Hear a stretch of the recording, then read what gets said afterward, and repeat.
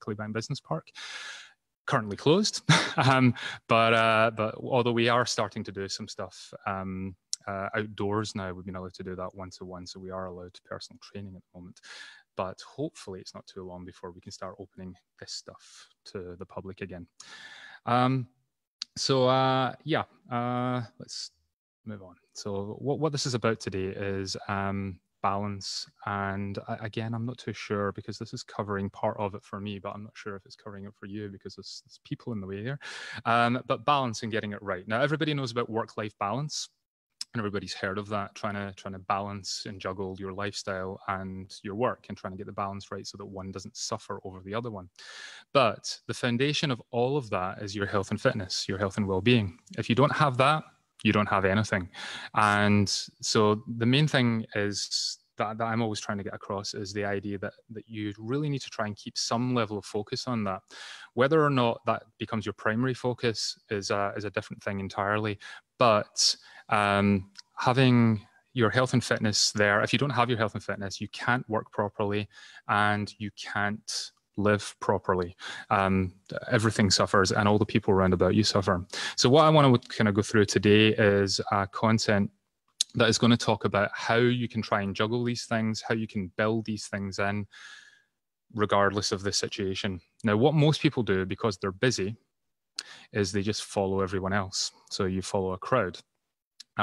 So that means if all your friends are doing a Just diet, or all your friends have joined the gym around the corner, or all your friends are doing some kind of online thing like Joe Wicks or P90X or something like that, well, that's what they're doing. It's working for them. So you just jump in and just follow along, because you don't really have time to think about it, and you launch yourself into it. And because you haven't really thought it through, you tend not to be able to continue like religiously. You end up just giving up as a result of it. So what that ends up bringing in is a level of frustration. And the frustration mainly comes because you're at point A and you want to get to point B. Point B is almost a different person. You want to be the person at point B. But what most people do is they try to move there from point A. They start at point A, the person that they are, and they try to move towards point B. The problem there is that, as Einstein said, you cannot solve a problem from the level that it was created. So by just continuing to be the person at point A and trying to get to point B, you're still the person at point A. You're just trying to do things all the time. And all that happens is you get frustrated. And the level of frustration is determined by the gap between, put these two things in, the gap between the 2 points. So however big that gap is, the bigger the gap is, the more frustrated you feel.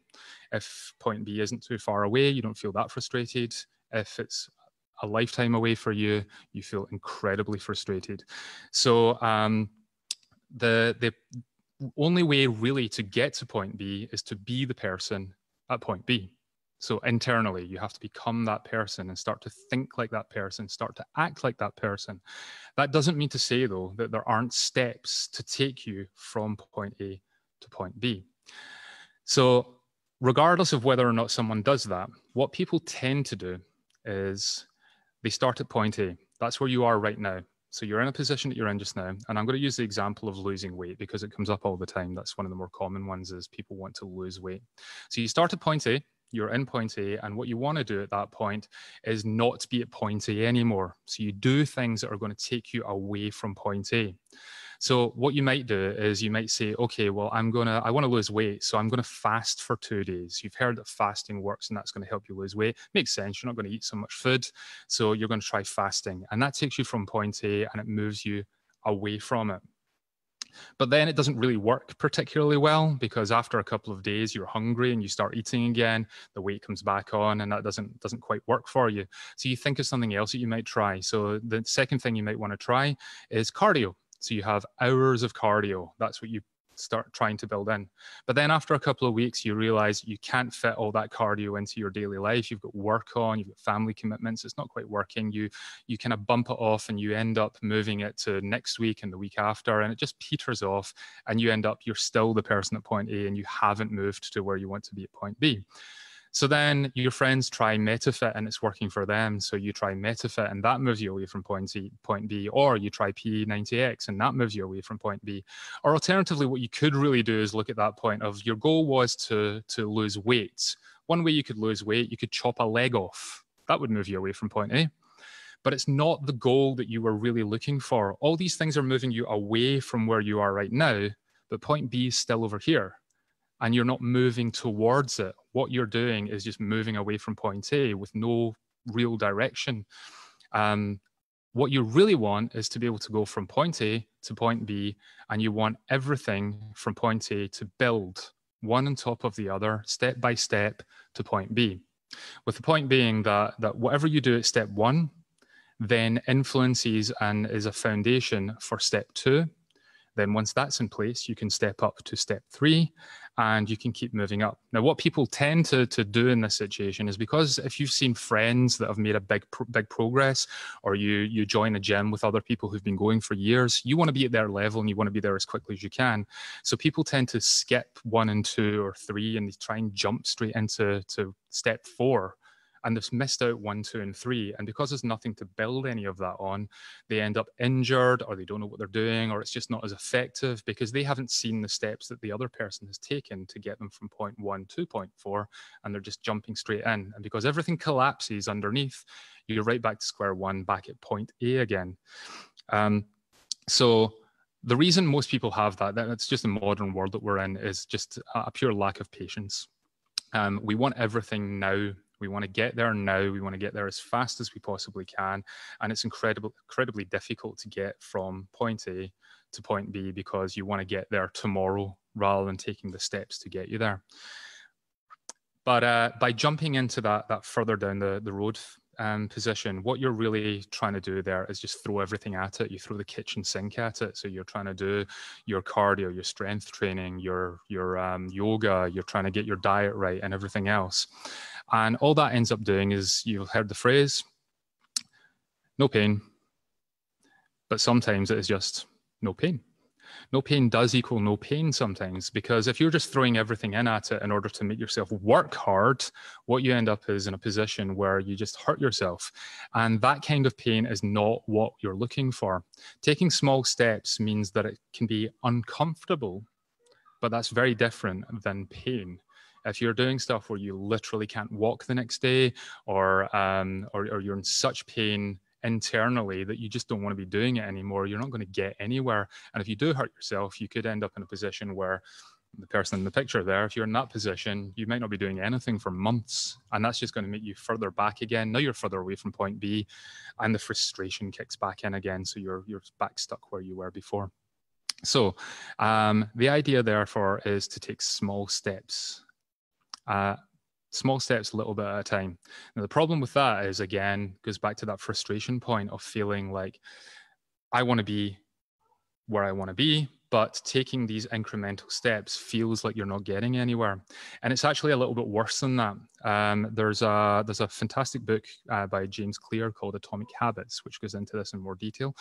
But I'm going to just outline a little bit of it here with a little chart that I just love to use. If you were to make 1% improvement every single day, then that is that top line that you're seeing there. What happens is you get 1% improvement. Now you're at 1.01%. And because of compound interest, over time, you very, very slowly build up until it accelerates, where that 1% improvement is now building on something much, much bigger. So it feels that by the end of the year, you've had 365 days of the year. And at 0.1%, you would think that you're 3 times better off as a result of it. But the result is you're actually 37.78 times better off as a result of that. So in the end, it all works out. And if you've got that in your heads, that might keep you going. The problem is that most people start, and what they expect to happen is that. And because that progress isn't linear, for that first period, you're tracking much, much slower than the red line. And so what you get what I like to call the zone of disappointment. And as long as you're within that zone, especially when you're at the point where the line is furthest away from the red line, you end up in a position where you are so frustrated that you feel that you're not making the improvements you should, and you give up. That's where most people give up. Usually, if someone can get to the point where the two lines cross, that person's in it for the long run, and they will continue to do what they need to do going forward until some major life-changing obstacle hits them. But most people don't ever get that far. They give up when that line is widest, and then a few months down the line, they start again, and they try and build again. They get to the same point, they give up again, and the cycle continues. So how do you get over that? Well, load your dishwasher. And what I mean by load your dishwasher is there is a sequence to things. There are a sequence to things that make sense, and there are a sequence to things that if you don't follow the sequence, it doesn't work properly. So your dishwasher will work if you put it on, but if you put it on before you put the dishes in, the expected outcome doesn't happen. You have to put the dishes in first. You can't put the dishwasher on and then try and put the dishes in. It doesn't work that way around. And it's like that with pretty much anything. You've got to build one on top of the other with one step, building on the next until you eventually get to the point where you want to be in the result that you want. So there is a hierarchy of importance in everything.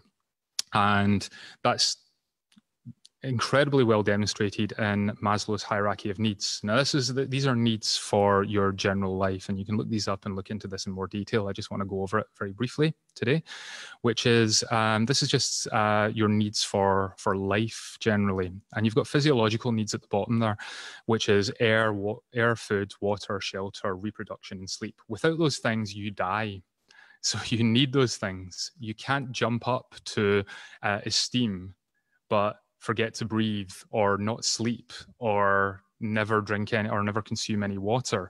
You need those things because so they become your most important level. Once you've got those in place, you can move up to the next level, which is safety, and that's a secure, safe environment, health and financial security. You need those things in order to get up to the next level. If you don't have those things, then going to that level of belongingness, which is things like love, friendship, community, family, and intimacy, they become wasted because you're always thinking about the level below and you're stressed about the level below. So you need these levels. Now, I'll not go through them all the way up to the top. You can follow this through, but you see the principle that one thing builds on the other. Now, I'm a qualified architect, believe it or not. That was my original qualification, and I did that for about 6 years professionally. So you might find that the next part sounds a little familiar to building a building because that's how my brain tends to work. But when it comes to this, I've taken the same thing and I'm giving it a fitness twist on it. So we've got our fitness hierarchy of needs. If you want to achieve anything with fitness, what do you do first? Well, your base level in this case is your environment, the clearing and the groundwork. So in architectural terms, before you start building anything, you have to go in and prepare the ground before you do anything. So I'm going to come back to what each of these things are later, but you have your environment. The next thing you do is you have to lay your foundations. So that's ensuring basic potential. You need your foundations to be able to build the next part of it. The next level up is your framing. So that's your superstructure when it comes to a building. But in this case, we're looking at building efficiency and habit. And once you've got efficiency and habit in place, you can move to the next level, which is projecting.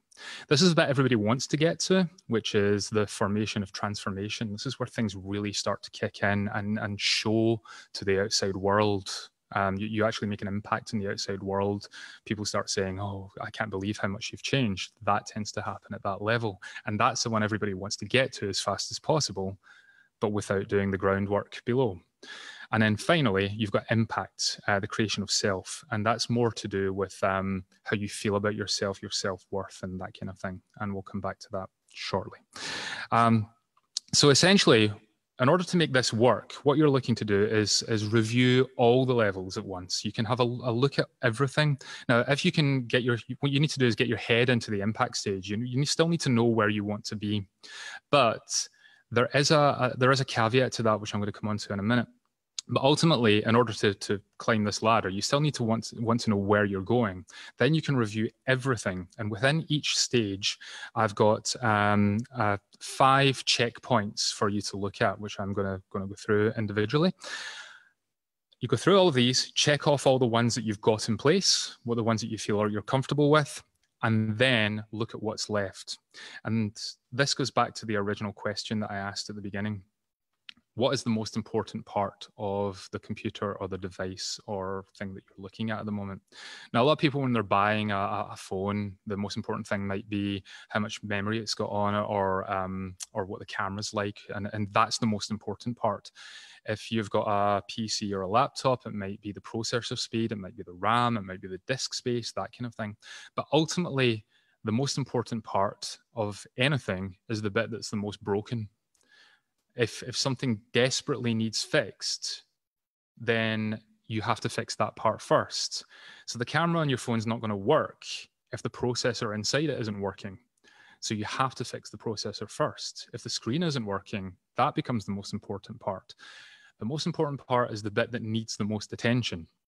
There still is a hierarchy within that. So within this hierarchy, you've then got the 5 steps that I'm going to come to shortly on each of them. Then within that, you're looking to figure out which one is the most important and fix that first. So what that lets you do is it lets you decide what is the next thing that you should focus your attention on. And because you can see the ladder and you can see where you're going, and you know that you have to do every step, you can now spend your time focusing on that one step, that one thing. If you don't have a lot of time, focus on getting that one thing right, and you know you're moving forward. And you know you're moving forward in a way that you can build, rather than just trying to do something and moving you forward to the next level. So let's move on to how we address these things, which is the 5 T's, the 5 T review. There are other ways to do this. This isn't something that I'm saying that this is the only way, but it's a good way for me to be able to remember what they all are. So the first thing is to target.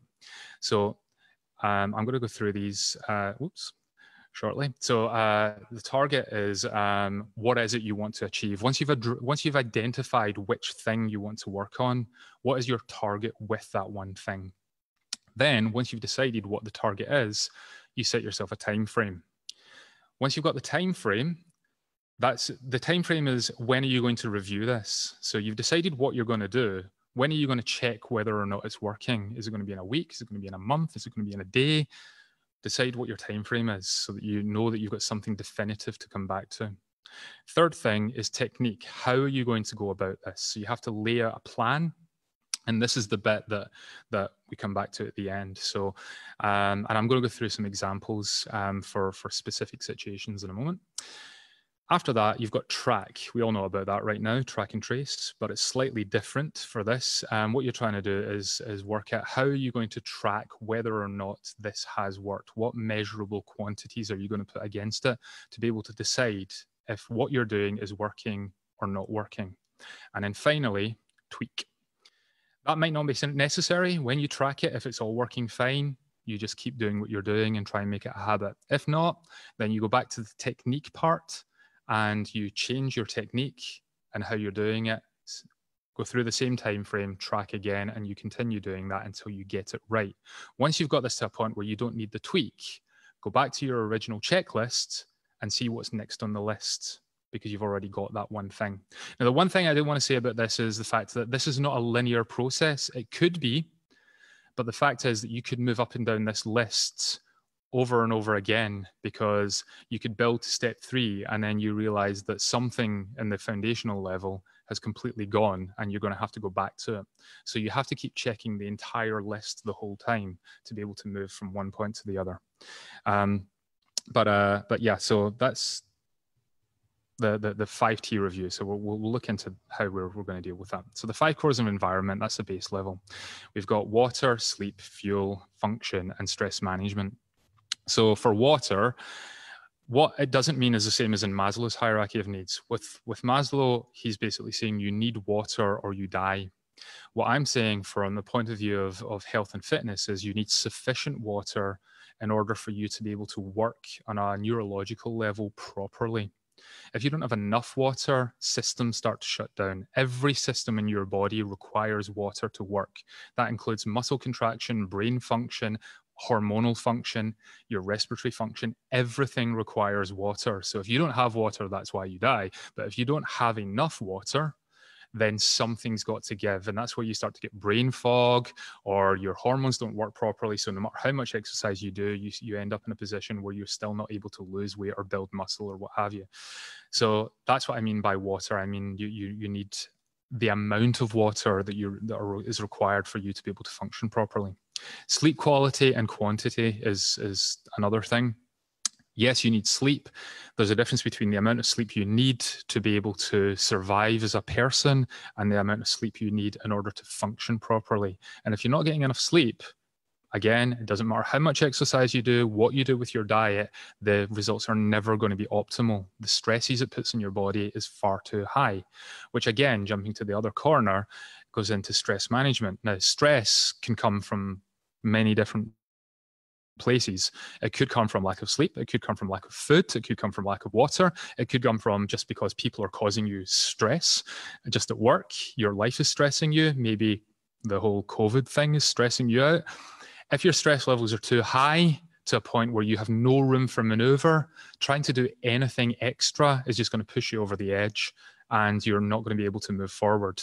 So the whole point of this is to try and make sure that your stress levels, they don't have to be at zero, but they have to be at a manageable level where you have scope to allow you to move upwards. If you imagine it like a cup, you've got a cup of water, so you got a pint glass of water. If it's half full, that's the amount of stress you've got room to add more in. And when you do things like lift weights or do high intensity interval training, that kind of thing, that puts the stress in your body at the time. That'll lift that stress level up, but you've got scope to allow for that. Then as your body recovers, it'll actually improve your stress level as it pulls back down again to a lower level than it was before. But if the cup is already full, you can't do anything else. Otherwise, you're just going to put yourself in a very bad position where you could end up in hospital or something due to adrenal fatigue or a complete shutdown of your system. So making sure that you've got enough room at the stress level is incredibly important. Then you've got fuel. Now this comes up in all the levels to some degree, what you're putting into your body. But what I'm looking at this point is consistency of fuel intake. So if you have 4 meals, if you stop to eat 4 times a day, Monday through Friday, but then at the weekend you get up late, you go to the shops, you come back and then it's sort of 2 p.m. and you haven't eaten anything yet, that's another stress on your body. So consistency of fuel intake is very, very important. At this stage, we're not looking about how much you're taking in per se. You're just looking at making sure that you've got a consistency of intake so that your body is happy with the fact that, okay, we normally eat at this time. Are we eating at this time? Yes, we are eating at this time. And it doesn't get overwhelmed because that adds to the stress again.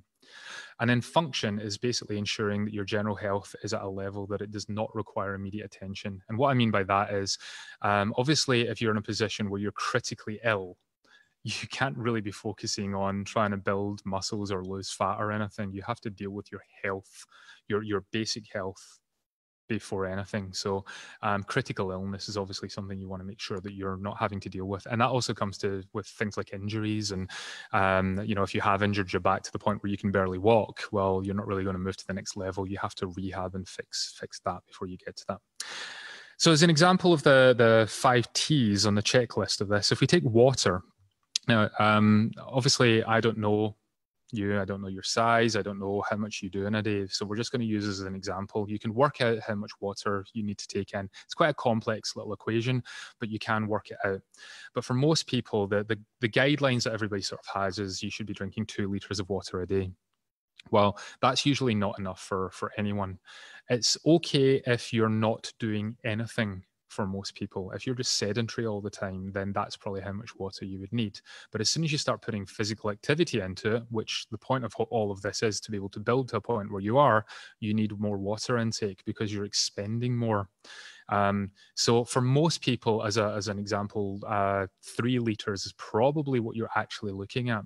And that, to a lot of people, is something that, especially if you don't really drink any or very little, suddenly becomes a I can't drink that. Those same people might go to a pub on a Friday night and drink the same amount in beer with no problem whatsoever. But suddenly water is a problem across a 16-hour portion of a waking day. It's more just about how you manage it. So putting it back into the 3 T's, then we've got to, what's your target? So your target here is to target drinking 3 liters of water a day. That's now your defined target. So what's the time frame? Well, you could make this almost anything, but you want it to be a time frame where you've had a time for it to bed in. Because if you just make it one day, you could keep it up for a day and then think you've achieved it. So really, if you make it a week or 2 weeks or 3 weeks or a month, that's a bit more realistic to figure out whether or not you are consistently sticking with this. So let's say we pick 2 weeks as the point we're going to check in on this. What technique are you going to use?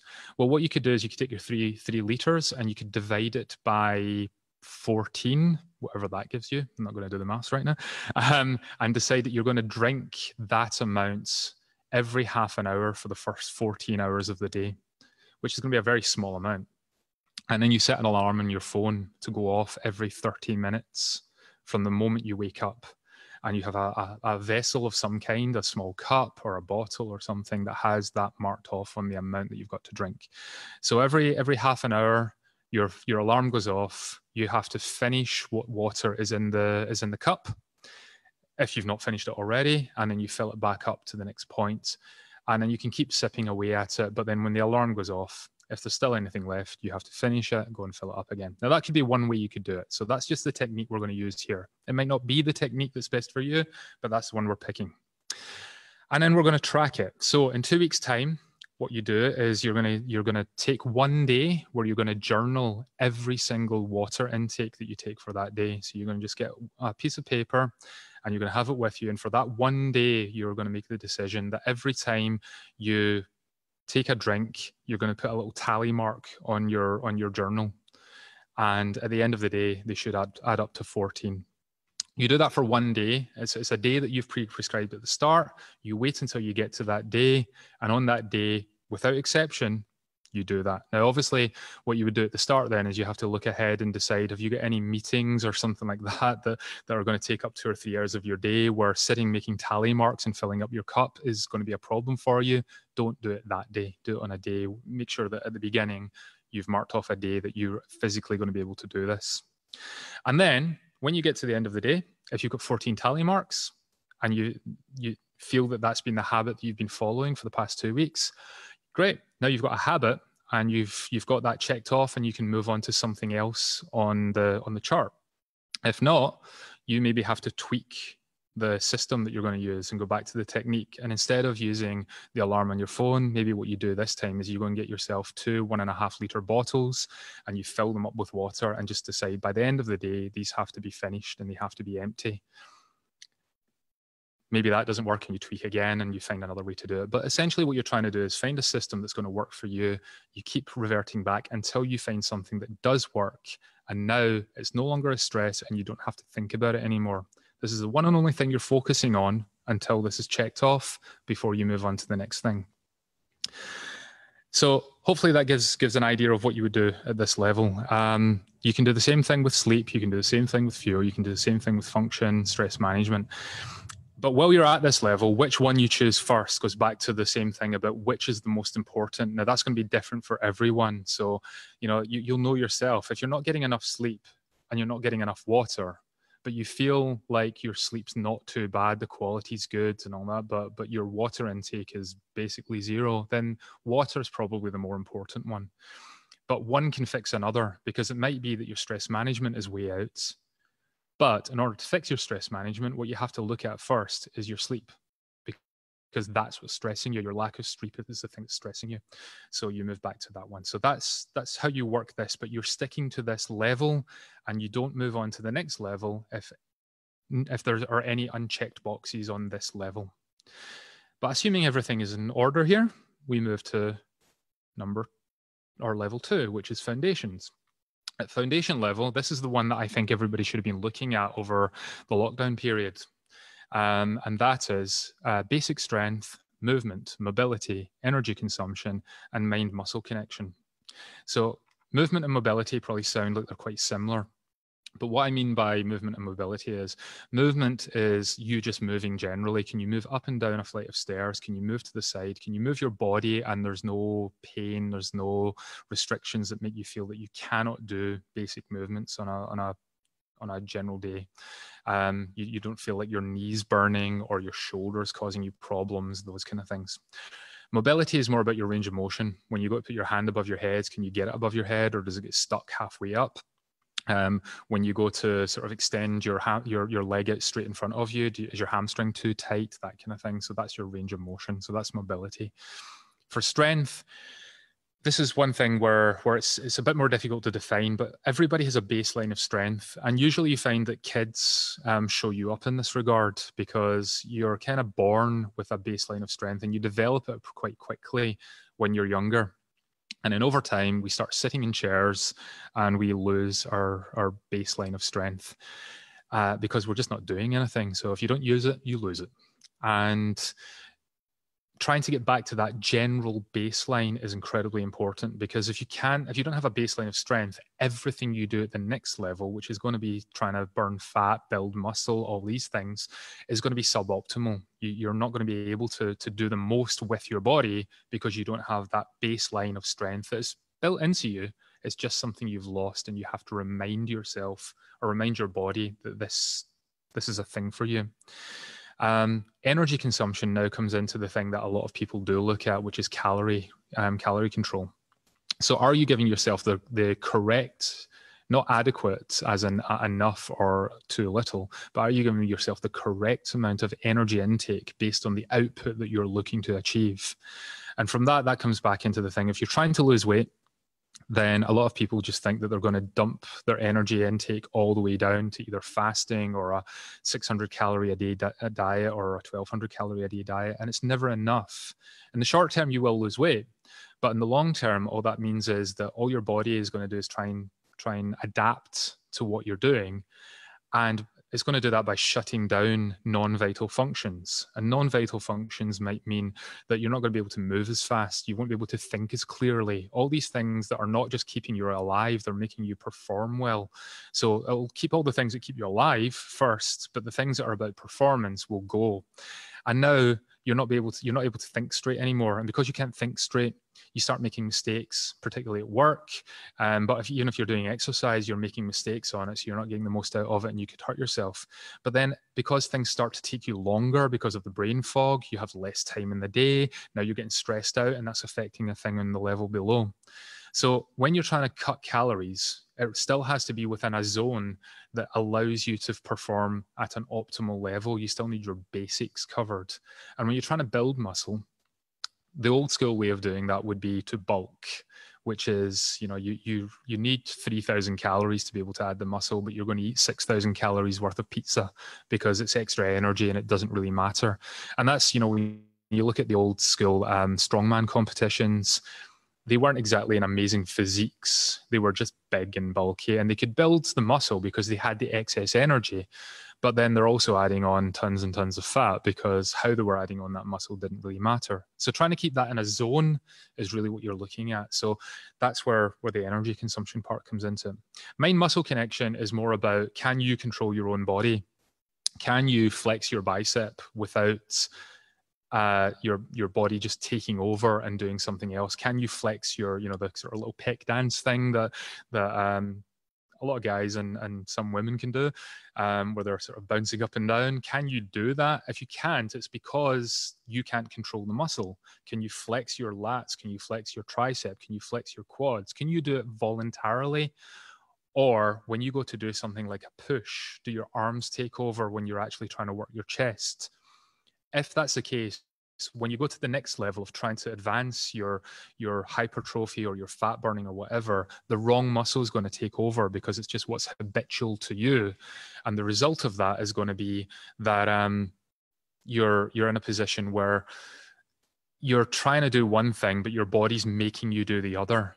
And having that mind-muscle connection is important so that you're in control then, not your body and your bad habits. Because the other thing is then that all the imbalances at the level below will just get exacerbated, and the stronger muscles will continue to get stronger because they're doing all the work, and the weaker muscles will continue to get weaker because they're just not doing anything. So as an example for this one, to go into the T's, the one that a lot of people are going to look at is energy consumption and the calories. That's the one that usually bothers most people. So let's say for this instance that you require 3,000 calories a day to keep you where you are at the moment. So what you're going to target is 2,500 calories a day. That might sound a lot, but depending on who you are, depends on your size, depends on your build. A lot of people, when they start hearing about how many calories they should be taking in, it sounds huge, especially if you've been trying to burn calories or lose weight in the past.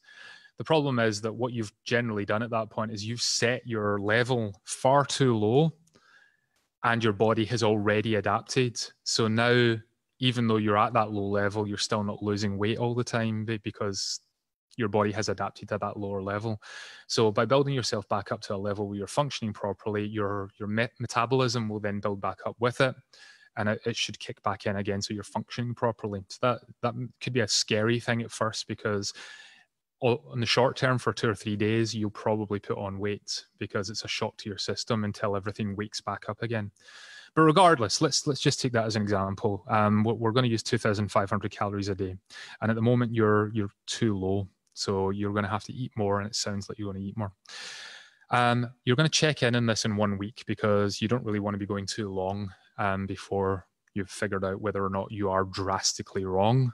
Because if you're drastically over or you're drastically under, you could be doing more harm than good. So we're going to check in on this in 1 week. That's your time frame.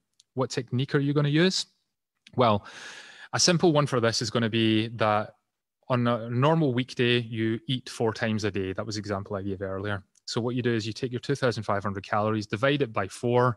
Now you've got 625 calories. So what you're looking for is 625 calories in every single meal for those 4 meals a day. So you might make 2 meals. You're going to go by feel on this because you don't want to be calculating every single day. It's going to be too much for you, and you realize that. So you prepare 2 meals that contain 625 calories.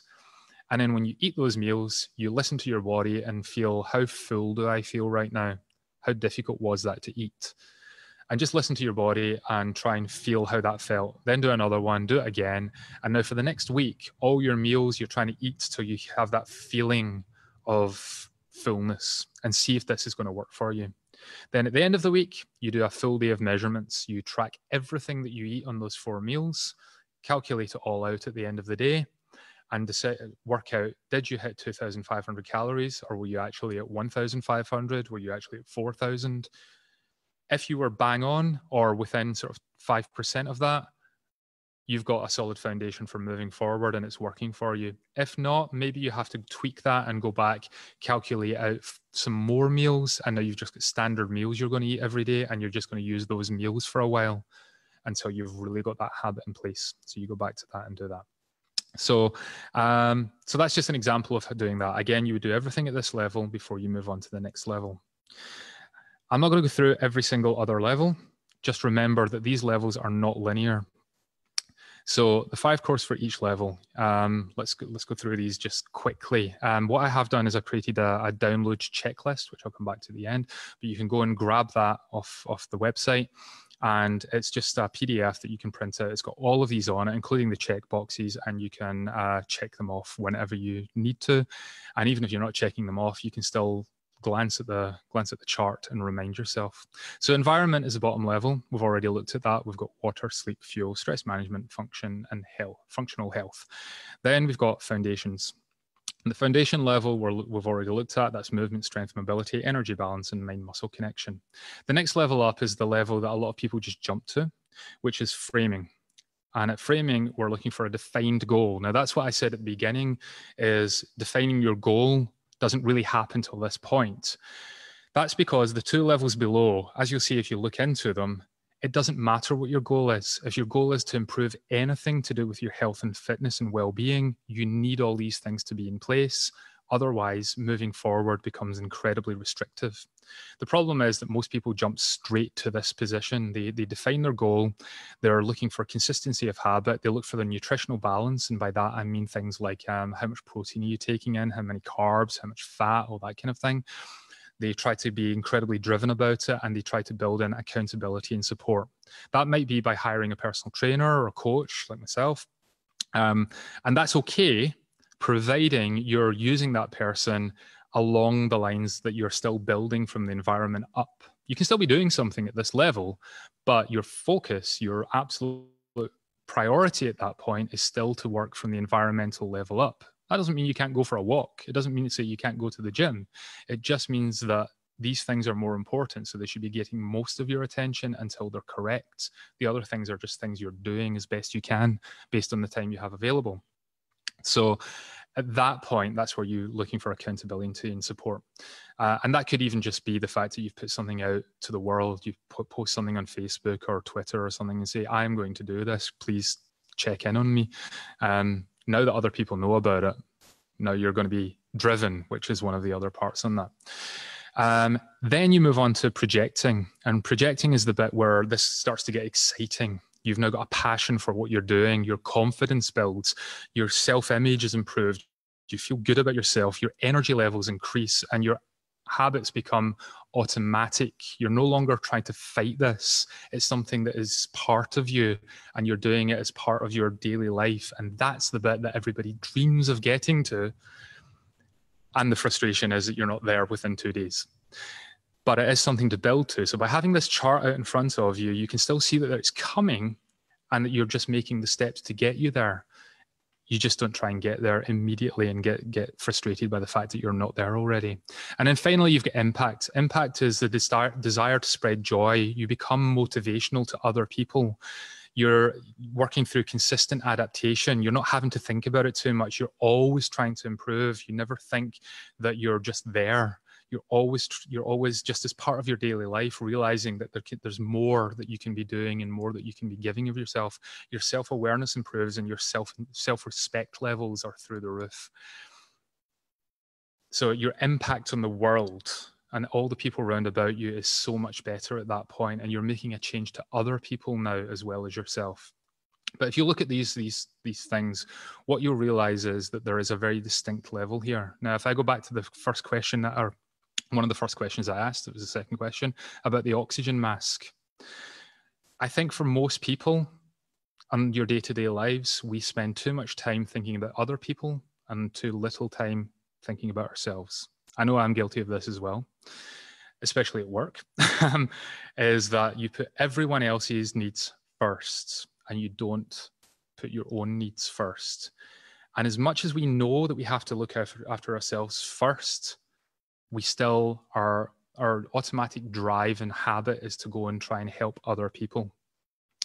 But if you look at the frame, what you see is that this portion at the bottom, that's all about you fixing you. There's nothing in there that is about you doing anything for someone else. It's all about you improving you. The stuff at this level is about your impact on others and the world. The projecting level is about how you appear to others. Your confidence has gone up and your outward projection to other people. And the top level is about how you are impacting other people and other people around you. But the point being, you can't do any of that stuff well unless you've done the bottom 3 levels. So as a constant reminder, it's good to just have this chart there all the time to be able to say, this is something that I have to remind myself of on a daily basis. I have to keep coming back and coming back and coming back to this. So I'm going to move on. I'm going to kind of wind up there because I wanted to go through some physical examples as well, just quickly. I can't even see the time just now, but I'll see it when I come off screen share. But for now, I'm going to say thank you for watching all of this. If you want to be able to follow me at all, you can get me on all these things: Instagram, Facebook, Twitter, YouTube, at either Coach Mark Tiffney, at DCS Fit. They're the main 2 where you would find me. Or you can go into YouTube and find some of our videos, or on Facebook for Dynamic Core Studios. In both cases, that's the facility that is behind me at the moment. And if you want to find anything, just go to dcsfit.com. And that's where you'll find all the resources and everything else that you can look into, including the download, which you will find at dcsfit.com/ilk. ILK. I've tried to make that as short as I possibly could so that it's easy to remember. If you go there, you can download the cheat sheet, which I've taken the diagrams that I've shown you here, and I've given you a checklist that you can physically just check off the boxes and figure out where the spaces are within that. So yes.